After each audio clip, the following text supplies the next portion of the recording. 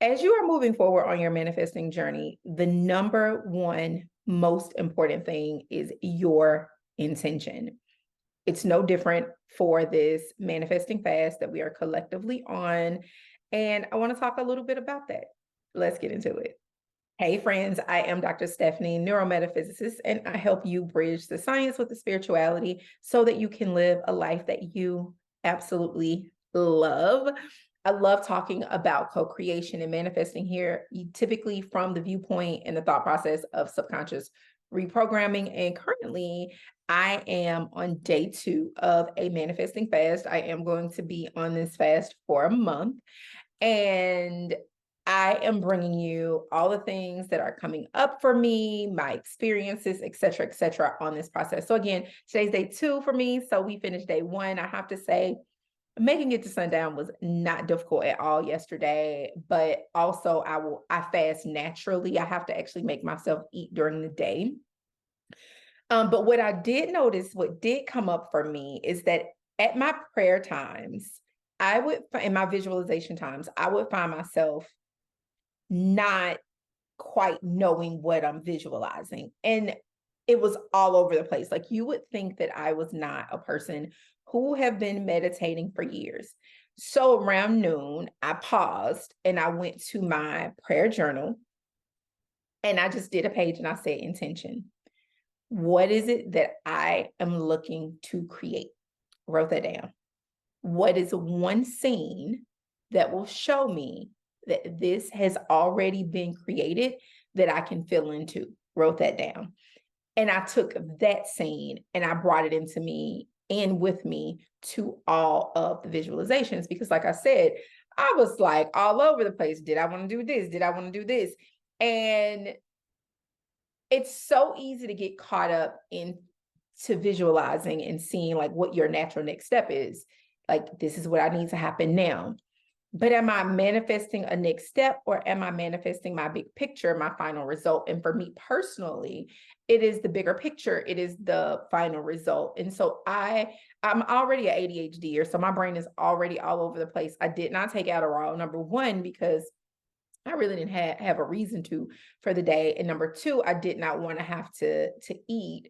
So I did not take Adderall. So I was already like squirrely brained. And so I had to make it a point to grab that notebook, grab that pen, and just get laser focused. And so that's what I want to bring to you today, the importance of you having a very sound and a very clear intention so that your prayers will make sense, so that your visions will make sense, so that you are not a double-minded man. I know we have heard quotes and statements about being a double-minded man. When you are double-minded, you don't get anything that you actually desire.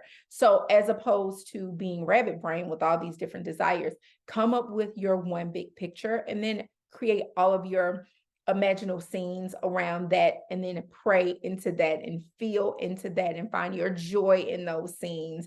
And then take those scenes, not just from each of those prayer and affirmation times and visualization times, but also when you're getting ready to doze off to sleep at night, take that same scene.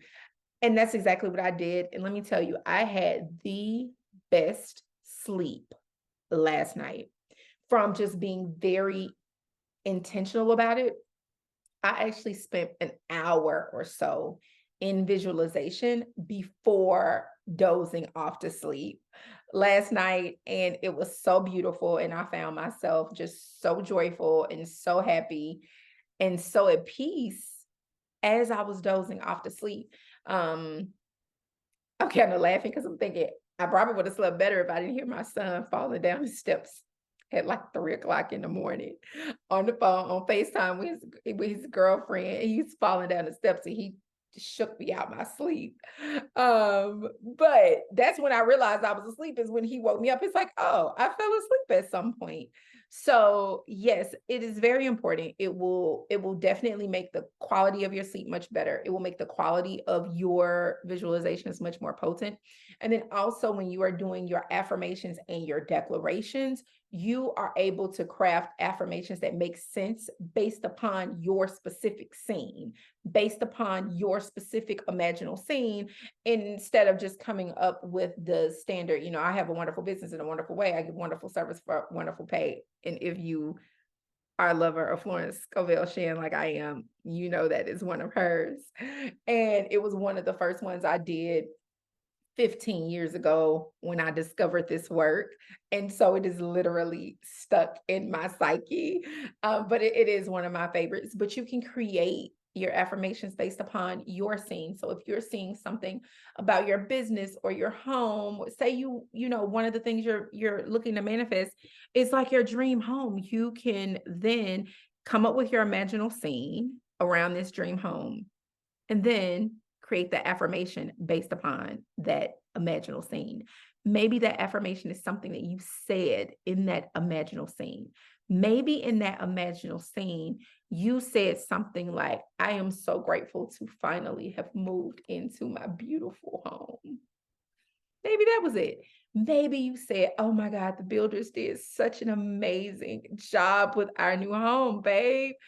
You're able to take your imaginal scene, see what it is that you would have naturally said, and then take that out and make it part of your affirmation or your declaration. Let me know if that makes sense. So I wanted to share that because I personally found that was very helpful for me on yesterday, and we are smack dab in the middle of day 2 today.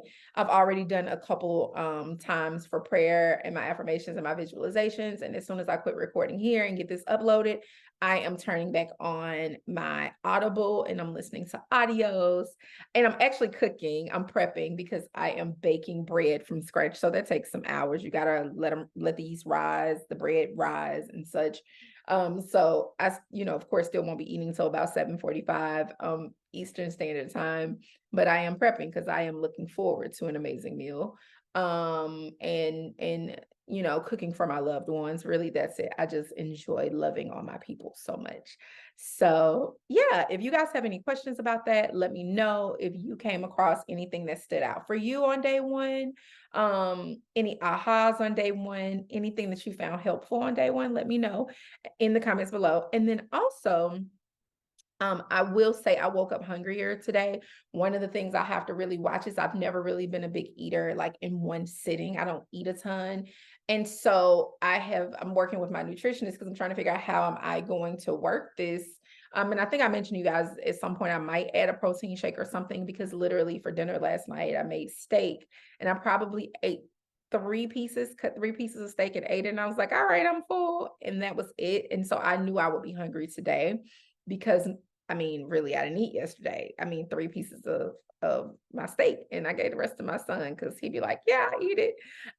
Whereas typically I'm a grazer. So if I cook it earlier in the day, I can graze on a piece of steak all day and my side. So we eat dinner earlier because I'm a natural grazer. And so not eating until about 8 o'clock last night, I'm not going to go until 11, 12, 1 o'clock in the morning eating. And so yeah, I got to kind of figure that piece out because I am a little hungry today. But in these moments when my stomach goes, grrr, I take these moments and I say affirmation or I dip into my visualization. So yeah, that's where I am. Looking forward to hearing from you guys, and let's finish off day 2 with a bang. And even if you're not fasting and you're watching this at a later date, intention is powerful. This is for you no matter where you are on your manifesting journey. Until next time, guys. Toodles.